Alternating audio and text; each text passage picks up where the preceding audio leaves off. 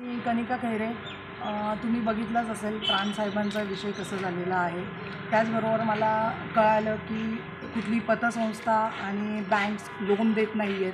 सुयोग साम्राज्यातर्फे सचिन शेलोत आणि त्यांच्या 11 भागीदार आणि त्याचबरोबर सुरेश लक्ष्मण खैरे यांना लोन सँक्शन नाही होते बँकेतून. म्हणून त्यांनी आज एक असा कार्यक्रम नियोजित केला होता की जे सुजित संतोष वाघ हे नरसिंह ग्रामीण पतसंस्थाचे चेअरमॅन आहेत आणि ते चेअरमन असल्यामुळे ते तिथे स्वतः आज गहाणखत करणार होते अशी मला थोडीशी माहिती मिळाल्यावरती मी लगेच तिथे आज लेटर दिलेलं आहे. तरी देखील मी आज जुन्नर इथे आणि आंबेगाव या ठिकाणी हे लेटर देण्यासाठी आलेले आहे. तर तुम्हीही पतसंस्थे आणि बँकनी यांना कर्ज देऊ नये ही विनंती असेल. जुन्नरचे AR आणि आंबेगाव मनसर तिकडचे AR यांनाही देखील मी अर्ज दिलेला आहे.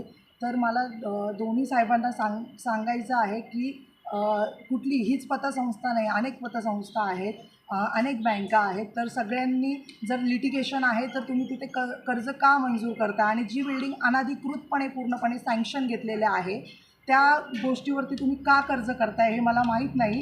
पण तरी देखील मला जेव्हा कळलं गहाणखत होणार आहे आणि गहाणखत पण का होणार आहे कारण का सुजित संतोष वाघ हे सचिन शेलोतचे भागीदार आहेत, चेअरमॅन आहेत स्वतः त्या पतसंस्थेचे आणि चेअरमॅन असल्यामुळे ते आज गहाणखत करत होते आणि आज त्या गहाणखताला मी हरकत घेतलेली आहे.